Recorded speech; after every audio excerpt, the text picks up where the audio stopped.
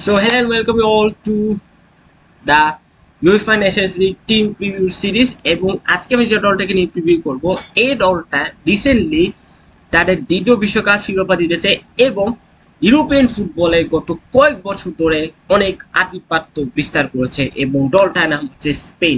দেখেন স্পেন কিন্তু এখন টিকি টাকা ফুটবল থেকে বা অতিরিক্ত পাসিং ফুটবল খেলা থেকে অনেকটা বেরিয়ে আসতে পারছে। তাদের এখন ফিলোসফিটা হচ্ছে আমরা মিডটাকে কন্ট্রোল করে কাউন্টার অ্যাটাক করব এবং দরকার হলে ডিফেন্স খেলবো। কিন্তু ডিফেন্স খেলতে বলতে এমন না যে আমরা ওই পাশে যেমন হাইল্যান্ড খেলে ওরকম বা এবারে ওয়ার্ল্ড কাপে যে অন্যতম ডিফেন্স এরকম না। আমরা ডিফেন্সিভ খেলবো কিন্তু আমরা ডিফেন্সিভ অর্গানাইজড হতে হবে। মানে আমরা অতিরিক্ত ডিপ, অনেক আছে না যে ডিফেন্সিভ খেলতে গিয়ে অতিরিক্ত ডিপ ডাউন ডিফেন্স খেলে যার কারণে প্রতিপক্ষ কাউন্টার করার সুযোগ পাই বা প্রেসিং খেলে বা হাইল্যান্ড খেলে। কিন্তু স্পেন ওই ফিলোসফিটা নেই। স্পেনের ফিলোসফি হচ্ছে আমরা ডিফেন্ড করবো কিন্তু সঠিকভাবে, অতিরিক্ত লেভেলে ডিফেন্ডিং করতে যাবো না। মানে সব প্লেয়ারকে ডি বক্সের ভিতরে ঢুকাই দেবো না। মানে কিছু প্লেয়ার অ্যাটাক করার জন্য যাতে কিছু প্লেয়ার থাকে ওইভাবে করে আমরা ডিফেন্ড করবো। এবং স্পেন কিন্তু এই ফিলোসফিটা অনেক বেশি সাকসেসফুল হয়েছে যার কারণে তারা ওয়ার্ল্ড কাপে খুব ভালো পারফর্ম করছে। হ্যাঁ, এটা বলতেন যে কেপে বার্ডের সাথে ম্যাচে তাদের পারফরমেন্সটা ভালো হয়নি, বাট তারা কিন্তু এই ফিলোসফিটা মেনটেন করছে যার কারণে ফ্রান্স আর তিনটি মতো টিম স্পেনে কিছু দাঁড় দিয়ে পারে। আপনারা যারা সেমিফাইনাল ফাইনালটা দেখছেন তারা বলতেন যে ফ্রান্স এবং আর্জেন্টিনা স্পেনের সামনে দাঁড়াতে পারে। আর রড্রি ওয়ার্ল্ড কাপে যা খেলছে না ভাই, মানে অসাধারণ। মানে সে পুরো মিডফিল্ডটাকে কন্ট্রোল করছে। তারপর আপনার লামিয়া বল বলেন, ইনাকি উইলিয়ামস বলেন, তারপর হচ্ছে আপনার গাবি পেড্রি বলেন, কুকুরিয়া বলেন, পেড্রো পরো বলেন, মানে সবাই কিন্তু একটা হিউজ রোল প্লে করছে এই ওয়ার্ল্ড কাপ গুলোতে। এবং তার গোলকিপার ইনিসিমিয়েন তো was icing on the cake. যে অসাধারণ গোলকিপিংটা সে করছে, পুরো টুর্নামেন্টে একটা গোল কনসিড করা for a goalkeeper, that mean world cup অসাধারণ খেলছে। এখন বিষয়টা হচ্ছে রে, ইউএফএ নেশনস লিগের স্পেনের রেকর্ড কিন্তু তেমন একটা ভালো কিছু না। মানে স্পেন ইউএফএ নেশনস লিগে মাত্র একবারই ফাইনাল খেলছে এবং একবারই ফাইনাল খেলে তার হাতে পর্তুগাল এসছে, যেটা লাস্ট ইয়ার হয়েছিল। এবং ওইটা স্পেন কোচ হিসেবে লা ফুয়েন্টের একমাত্র লস এখন পর্যন্ত। তিনি স্পেনের কোচ হয়ে আসার পর মাত্র যে একটা ম্যাচ তিনি হাসছে সেটা হচ্ছে গত ইউএফএ নেশনস লিগের ফাইনাল এগেন্স্ট পর্তুগাল। এছাড়া তার আন্ডারে স্পেন আর কোনো ম্যাচ হারেনি, ড্র করছে ঠিকই বাট কোনো ম্যাচ তারা হারেনি। মানে জাস্ট একটা হার। লাস্ট 14টা ম্যাচে এজ এ ম্যানেজার লা ফুয়েন্টে জাস্ট একটা ম্যাচ আসছেন ইউএফএ নেশনস লিগের ফাইনাল। মানে দেখেন লা ফুয়েন্টে আসার পর স্পেনের খেলাধুলা পুরোপুরি চেঞ্জ হয়ে গেছে। এর আগে যারা কোচ ছিল যেমন লুইস এনরিকে বলেন, হুয়ান লুপিটিকে বলেন বা অন্য যারা ছিল, তাদের মাইন্ডসেটটা ছিল আমরা একটু ডিফেন্সিভ খেলবো, হাইল্যান্ড ফুটবল খেলবো। দেখেন মডার্ন ফুটবলে আপনি হাইল্যান্ড ফুটবল খেলে সার্ভাইভ করতে পারবেন না, স্পেশালি নক আউট ম্যাচগুলোতে।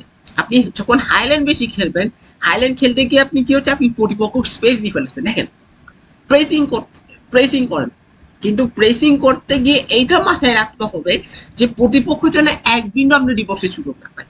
অনেকে প্রেসিং করার নামে, ডিফেন্স করার নামে কি করে জানেন, ডিবক্সে সবগুলো প্লেয়ারকে তুলে নেয়। স্পেন কিন্তু ওটা করে নেই। স্পেন গোল করার পরেও কিন্তু ডিফেন্সিভ খেলে। তার গোল করার পরে কিন্তু কাউন্টার অ্যাটাক ফুটবল খেলছে, প্রচুর লেভেল কাউন্টার অ্যাটাক ফুটবল খেলছে। এখন আপনি যখন অনেক বেশি কাউন্টার অ্যাটাক ফুটবল খেলবেন, প্রতিপক্ষ আপনার ট্যাকটিক্স যখন বুঝবে না তখন বুঝবেন যে আপনি ম্যাচটা জিতে গেছেন বা আপনি মডেলেই হ্যাপন। তো স্পেন কি করছে, স্পেন হচ্ছে আমরা প্রতিপক্ষকে টায়ার্ড করবো, ক্লান্ত করে ফেলবো। প্রতিপক্ষকে ক্লান্ত করে প্রতিপক্ষকে একটা সুযোগ, আমরা বিন্দু মাত্র একটা সুযোগ আমরা ম্যাচে কাম ব্যাক করা, এবং তারা সেটা করছে। ফাইনালে আর্জেন্টিনার সাথে পারফরমেন্সটা তারা দিচ্ছে, ওইটাতে বোঝা যায় যে তাদের ফিলোসফি হচ্ছে এটা যে আমরা প্রপার ফুটবল খেলে জিতবো। এখন প্রশ্ন হচ্ছে নেশনস লিগে আসলে স্পেনকে যদি ভালো করতে হয় তাহলে তাদেরকে এজ এ টিম পারফর্ম করতে হবে, যেটা তারা ওয়ার্ল্ড কাপে করছে। নেশনস লিগেও তাদেরকে ওইভাবে পারফর্ম করতে হবে, কারণ একটা ট্রফি আছে যেটা স্পেন এখন পর্যন্ত জিততে পারেনি, আর বাকি ট্রফি মনে তাদের জিত হয়ে গেছে। এখন প্রশ্ন হচ্ছে, সরি কনফেডারেশন কাপটারও জিতে বাইরে, ফিফা কনফেডারেশন কাপ এটা ভুলে গেছে। এখন প্রশ্ন হচ্ছে লা ফুয়েন্টে নেশনস লিগে কিরকম ট্যাকটিক্স সাজাবেন, কিরকম প্ল্যানিং করে যাবেন। বিকজ ওয়ার্ল্ড কাপে যে ট্যাকটিক্সটা নিয়ে গেছেন, শিওরলি নেশনস লিগে সেই ট্যাকটিক্সটা ইউজ করবেন। বাট করতে হচ্ছে তার সিস্টেমে সব প্লেয়ার ফিট হচ্ছে কিনা, বা কোর প্লেয়ার্সটা পার্টিকুলারলি তার সিস্টেম অনেক বেশি ফিট হচ্ছে। দেখেন আলবারো মোরাটা, ইসকো, ড্যানি কারভালের মতো প্লেয়ারদেরকে লা ফুয়েন্টে ওয়ার্ল্ড কাপ স্কোয়াডে পিক করেন। এটা নিয়ে অনেক কন্ট্রোভার্সি আছে যে কারভালের মতো এক্সপিরিয়েন্স প্লেয়ারকে কেন পিক করেন। আপনারা সবাই জানেন ড্যানি কারভাল রিসেন্টলি একটা ইনজুরি থেকে বড় একটা ইনজুরি থেকে ব্যাক করছে, তার অনেক লম্বা সময় সে মাঠের বাইরে ছিল। সো অবভিয়াসলি তারপর একটা প্রেশার পড়তেছিল, সে প্রেশারটা সে হ্যান্ডেল করতে পারবে কিনা। তারপর হচ্ছে ওয়ার্ল্ড কাপে ধরুন সে খেলতে গেল, এখন কোন কুশিয়ামা জায়গায় সে ইনজুরি গেল, তো এই জন্য হয়তো লাফুয়েন্টে সুপেপে টানিয়ে কারবার কেনে। তারপর আপনি স্কোর করার চিন্তা করেন, রিয়াল বেটিস ও সারা একটা সিজন কাটাইছে, তারপর তাকে পিক করা হয়নি। তাকে নিয়ে আসলে তেমন একটা বলতে গেলে এখন তেমন একটা আলোচনা হচ্ছে না বলতে গেলে। একটা সময় যখন সে রিয়াল মাদ্রিদে ছিল তখন তাকে নিয়ে প্রচুর আলোচনা হয়েছিল, বাট এখন তাকে নিয়ে একটা আলোচনা হচ্ছে না। তারপর আলভারো মোরাটা কেটেছে স্টার, সে কিন্তু মানে কয়েকদিন পর পর টিম চেঞ্জ করে থাকে, মানে সে একটা ক্লাবে ফিক্স থাকে না। কখনো দেখবেন সে এসি মিলান খেলতেছে, কখনো দেখবেন সে চেলসিতে খেলতেছে, কখনো দেখবেন সে ইউভেন্টাসে খেলতেছে, কখনো রিয়াল মাদ্রিদে, কখনো হচ্ছে আপনার রোমাতে খেলতেছে। মানে ফিক্সড কোনো ক্লাব নেই তার। মানে একটা প্লেয়ার একটা ফিক্স ক্লাবে, হ্যাঁ অনেক প্লেয়ার অনেক ক্লাব চেঞ্জ করছে এটা আপনি বলতে পারেন, বাট আলভারো মোরাটার ক্ষেত্রে জিনিসটা আমি অবজার্ভ করছি, তার পুরো ক্যারিয়ার জুড়ে সে ক্লাব চেঞ্জ করছে কিন্তু সাকসেস পাইছে খুব কম। আর সে একমাত্র সাকসেস পাইছে রিয়াল মাদ্রিদে, আর কোনো দেশে সাকসেস পাইনি। ইউভেন্টাসের ট্রফি দিচ্ছে, ডোমেস্টিক পয়সা কিছু দিতে না। বলতে পারেন যে এই কারণে আসলে তাকে এখন এসব নিয়ে কনসিডার করা হয়, তার এই জন্য। সো এখন দেখেন সে কিন্তু অনেক গুরুত্বপূর্ণ প্লেয়ারটিকে স্কোয়াড থেকে ড্রপ করছে, কিন্তু তারপরও ইভেন ডিন হুসেনও স্কোয়াডে ছিল না। আপনারা জানেন ডিন হুসেন যে এখন রিয়াল মাদ্রিদ খেলতেছে, সেটা নিয়ে অনেক কথা হচ্ছে কেন ডিন হুসেন স্কোয়াডে নাই। ডিন হুসেন ভালো পারফর্ম করছে, ডিন হুসেনকে কেন সে স্কোয়াডে রাখে আমি জানি না, বাট নেশনস লিগের যে স্কোয়াড সেটা কিন্তু স্পেন এখানে অ্যানাউন্স করে নাই। আর আগামী মাসের 27 তারিখ থেকে স্টার্ট হচ্ছে। সো টাইম একদমই নেই, এক মাসও বলতে গেলে নেই। এখন লাফুয়েন্টে নেশনস লিগের জন্য কি প্ল্যানিং করছেন, কি প্রিপারেশন নেবেন, স্কোয়াড কেমন হবে, কোন প্লেয়ার্সটা থাকবে কোন প্লেয়ার্সটা থাকবে না, তার ফরমেশন কেমন হবে, এগুলো কিন্তু অনেক বেশি ম্যাটার করতেছে। কারণ নেশনস লিগ এমন একটা টুর্নামেন্ট যেটা এখন স্পেন সিরিয়াস সহকারে দেখবে, এবং এইবারের টুর্নামেন্টে Spain is going to be one of the favourites. এখন আমার কেউ আবার এটা বলতে আসেন না যে স্পেন ওয়ার্ল্ড কাপ জিততে বলে ফেভারিট, না।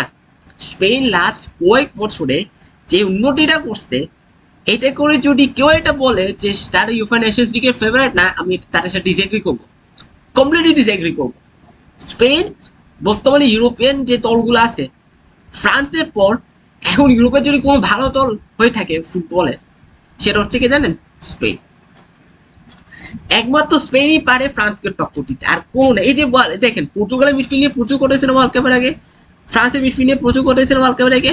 এই দুইটা টিম মিডফিল্ড কি করছে? আচ্ছা ফ্রান্স তাও সেমিফাইনালে পর্যন্ত গেছে, পর্তুগালের মিডফিল্ড কিছু ব্রুনো ফার্নান্ডেস বলেন, ভিতিনা বলেন, বারকোলা বলেন। বারকোলা আর ভিতিনা তো আপনার হচ্ছে, সরি বারকোলা না, ভিতিনা, জন এভাস। ভিতিনা জন এভাস তো ইউসিএল উইনিং প্লেয়ার, কি পারফর্ম করলো তারা? ব্রুনো ফার্নান্ডেসকে পুরো টুর্নামেন্ট মাঠের বাইরে দেখাও যায়নি, বার্নার্ডো সিলভা তার সাধ্যমতো চেষ্টা করছে। তো এই দুটো দলে মিডফিল্ডে প্রচুর হাইপ ছিল, ফ্রান্স অ্যাটলিস্ট সেমিফাইনাল পর্যন্ত খেলছে, পর্তুগাল কি করলো ভাই? তো কথা হচ্ছে একটা দলের উপর যখন অনেক বেশি হাইপ থাকে সে তো ওই নিজে কিন্তু পারফর্ম করতে পারে না, যেটা পর্তুগালের ক্ষেত্রে হয়েছে, ফ্রান্সের ক্ষেত্রে হয়েছে। স্পেনকে নিয়ে খুব কম মাস এক্সপেকটেশন ছিল, ইভেন আমিও যখন ওয়ার্ল্ড কাপে আপনার গ্রুপ স্টেজ ড্র হয়ে গেল, ওয়ার্ল্ড কাপ স্টার্টও হয়নি তখনও, আমি একটা কথা বলছিলাম যে স্পেন এবার সর্বোচ্চ রাউন্ড 16 পর্যন্ত খেলতে পারবে। আমি তাদেরকে ফাইনাল হিসেবে দেখতেছি না, সে স্পেন আমাকে রং প্রুফ করে আর অনেকে রং প্রুফ ফাইনাল খেলে চ্যাম্পিয়ন দাও। একমাত্র ডিটারমিনেশন, নেভার গিভ আপ মেন্টালিটির কারণে। নাহলে এই স্পেন আজকে থেকে 4-5 বছর আগে যে দলটা ছিল না, তখন ওই স্পেনকে দিকে কেউ এটা বলবে না যে স্পেন ওয়ার্ল্ড কাপ জিতা মতো দল হয়েছে। তার স্কোরটা আপনি দেখেন, তার প্লেয়ার্স গুলো আপনি দেখেন, বা বেঞ্চে যে প্লেস গুলো বসে আছে ওদের দিকে আপনি দেখেন, মানে তাদের সব বক্স টেক, তারা প্রত্যেকটা পজিশন ম্যাচ উইনার দিয়ে রাখছে, লিটারালি প্রত্যেকটা পজিশন ম্যাচ উইনার। মিডফিল্ড বলেন, ডিফেন্স বলেন, অ্যাটাকিং অপশন বলেন, গোল কিপার্স বলেন, প্রত্যেকটা পজিশন ম্যাচ উইনার তারা। এবং যার কারণে কিন্তু আলটিমেটলি স্পেন এখন অনেক বেশি সাকসেসফুল হচ্ছে, এখন তারা অনেক বেশি সাকসেসফুল।